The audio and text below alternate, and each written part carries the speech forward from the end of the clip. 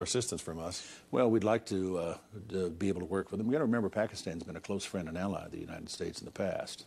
The relationship's been somewhat strained in recent years, primarily because congressionally imposed sanctions have had an adverse effect, clearly, on the relationship. And those sanctions were imposed as the Pakistanis developed nuclear weapons. But we're clearly in a situation here where that relationship is important. It's important to us. It's important to Pakistan. Pakistan borders Afghanistan. They one of only 3 countries that have diplomatic relations with the Taliban in Afghanistan. They can be very helpful in this case, and we expect they will be. And there's nothing wrong with providing economic rewards for helpful behavior. No, I think we're going to want both the carrot and the stick approach. Pakistan also has a nuclear capability. How dangerous is it for that government to come out against Osama bin Laden or be helpful to the United States? Are we concerned about destabilizing Pakistan with nuclear capability, a capability that could fall in the hands of the Taliban or Osama bin Laden? Well, we're clearly very sensitive to those kinds of problems. Anytime you're dealing in that part of the world, in the Middle East, the potential for instability always exists. You could have a change in government in relatively short notice, and we're well aware of all that. But it also, it's one of the reasons, frankly, you'll see the Al-Qaeda organization, Osama bin Laden, choosing to locate in that part of the world, because it is an area of instability, because there are places that nobody really controls. And those are the areas we're going to have to operate in if we're going to be successful. And again, the key here to keep in mind is that what we're asking nations to do, and which the PACs have clearly made a decision to do, is we're asking nations to step up and be counted. They're going to have to decide. Are they going to stand with the United States and believe in freedom and democracy and civilization, or are they going to stand with the terrorists and the barbarians, if you will? And it's a fairly clear-cut choice, and I'm delighted to see that Pakistan has, in fact, stepped up to the task. Egypt, Saudi Arabia, Jordan, 3 critical countries in the Middle East who have been somewhat supportive of the United States. They also have segments of their population that look at Osama bin Laden as a hero. If we demand that they support us, do we risk destabilizing those governments?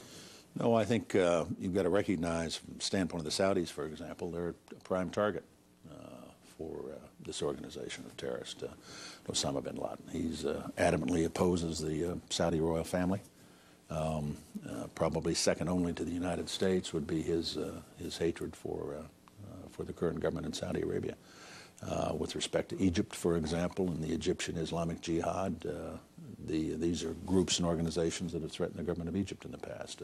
President Mubarak's been the target of several assassination attempts during the course of his career, some of them promulgated by these kinds of groups and organizations. So I think governments, friends of the United States, the governments you mentioned, Jordan, Egypt, Saudi Arabia, etc., they understand very clearly that it's as much in their interest as it is in ours that we end these kinds of activities, and that we put a stop to this kind of international terrorism, and I think they'll be prepared to help us. Mr. Vice President, how difficult and delicate is it to send this message that we're going to uproot terrorism and Osama bin Laden and some other cells, but that this is not a war against Islam and not a war against all Arab people? We have to continually remind folks of that. The President's been very clear, and it would be a huge mistake for we as Americans to assume that this represents some kind of, or should lead us to some kind of condemnation of Islam. That's clearly not the case. This is a perversion, if you will, of some of these religious beliefs by an extremist group. We have extremists associated with, every imaginable religion in the world. But this is by no means a war against Islam. We've got a great many Arab Americans, for example, who are first-class, loyal American citizens.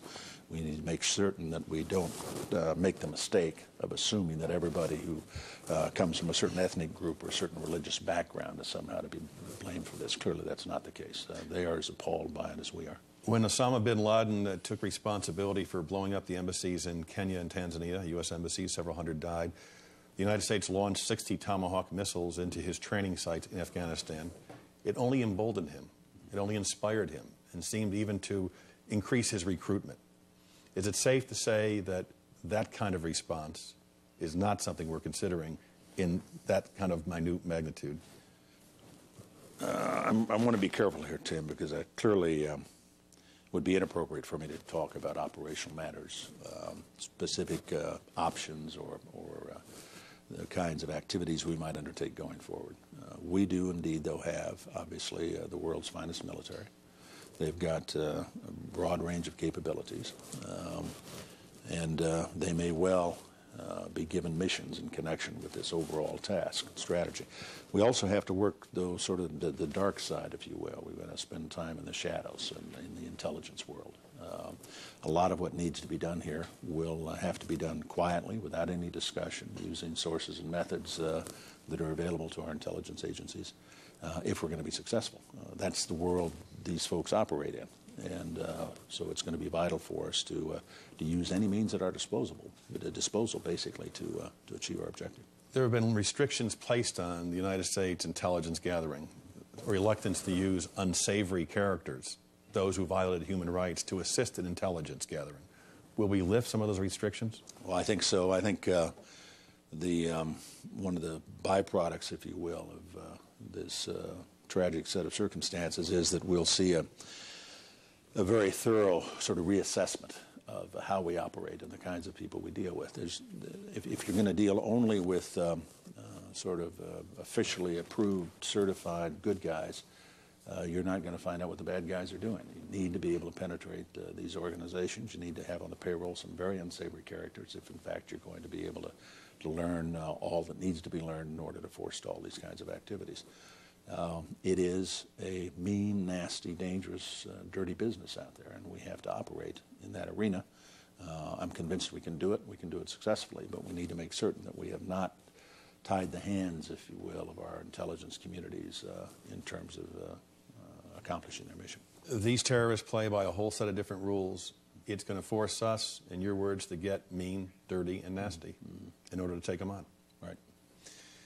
And they should realize there'll be more than simply a pinprick bombing.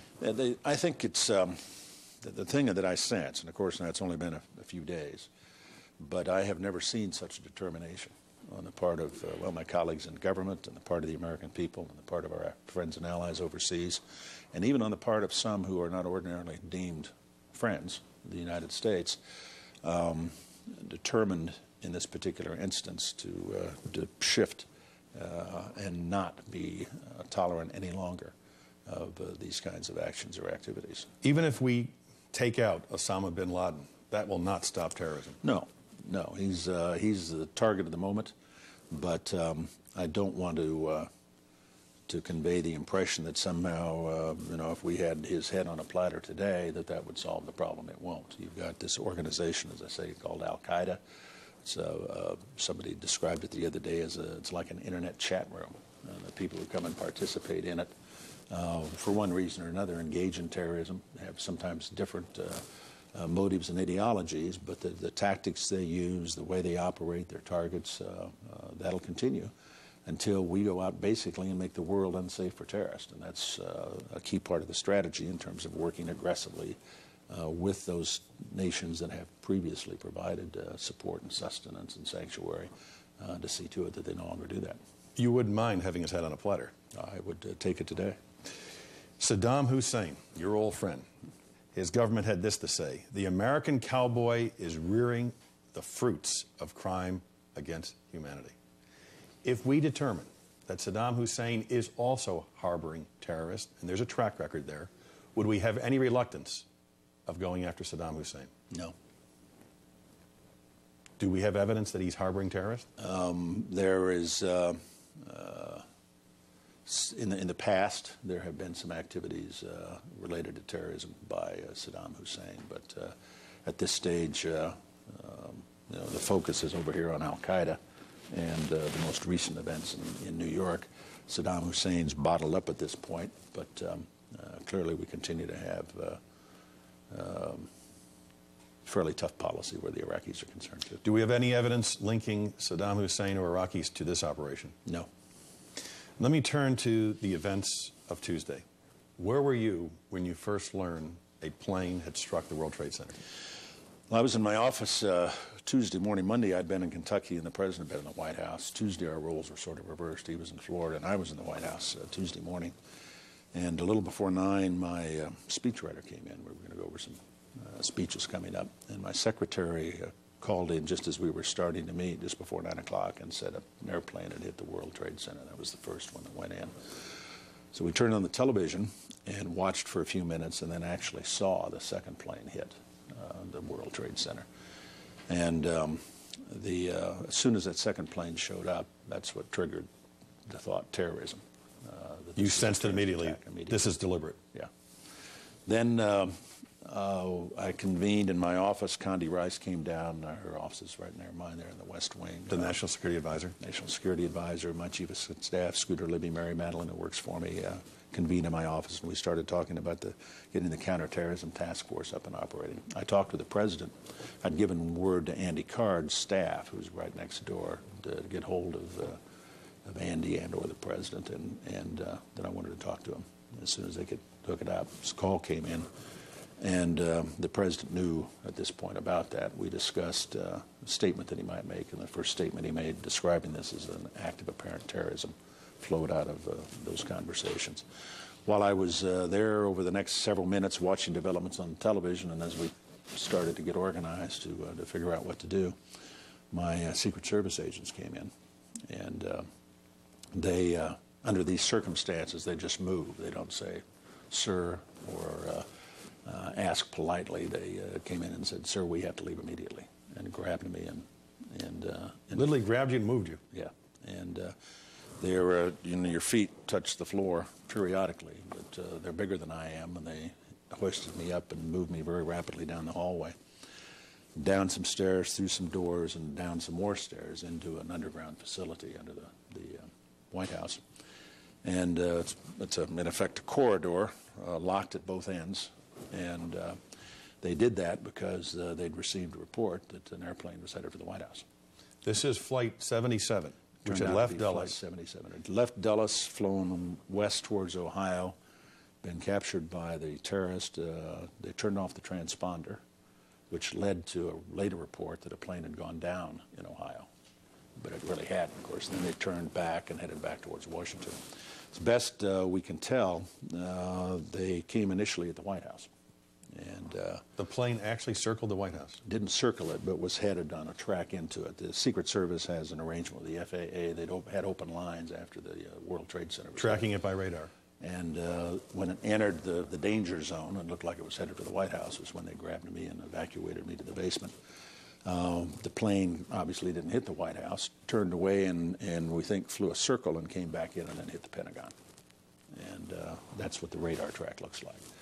The result of that, once I got down into the shelter, the first thing I did, there's a secure phone there. First thing I did was pick up the telephone and call the President again, who was still down in Florida at that point, and strongly urged him to delay his return. You told him to stay away from Washington. I said, delay your return. We don't know what's going on here, but it looks like we've been targeted. And why did you make that judgment? Well, it goes to my basic role as vice president is to worry about presidential succession. And my job, above all other things, is to be prepared to take over if something happens to the president. But over the years, from my time with President Ford, as Secretary of Defense, and the Intel Committee, and so forth, I've been involved in a number of programs that were aimed at ensuring presidential succession. We did a lot of planning during the Cold War, Tim, with respect to the possibility of a nuclear incident. And one of the key requirements always is to protect the presidency. It's not about George Bush or Dick Cheney. It's about the occupant of the office. And one of the things that we did later on that day were tied directly to guaranteeing presidential succession, and that our enemies, whoever they might be, could not decapitate the federal government and leave us leaderless in a moment of crisis. It's why, for example, when we have a State of the Union speech, and we've got the entire government assembled, president, vice president, congressional leaders, cabinet, and so forth, we always leave a cabinet member out. It's always taken to a secure location and set up there in case something should happen in the House chamber, so we still have a president. Did you have any role in Speaker Hastert, Speaker of the House, yes, being taken away? We evacuated Speaker Hastert to a secure facility and later the rest of the congressional leadership. I also ordered the evacuation of cabinet members, and so we sent Tommy Thompson and Veneman, Gail Norton, also up to a secure facility. And in the days since, we've always maintained to say, I've spent a good deal of my time up at Camp David since the president returned to the White House, just so that we weren't both together in the same place, so we could ensure the survival of the government. Now, the president was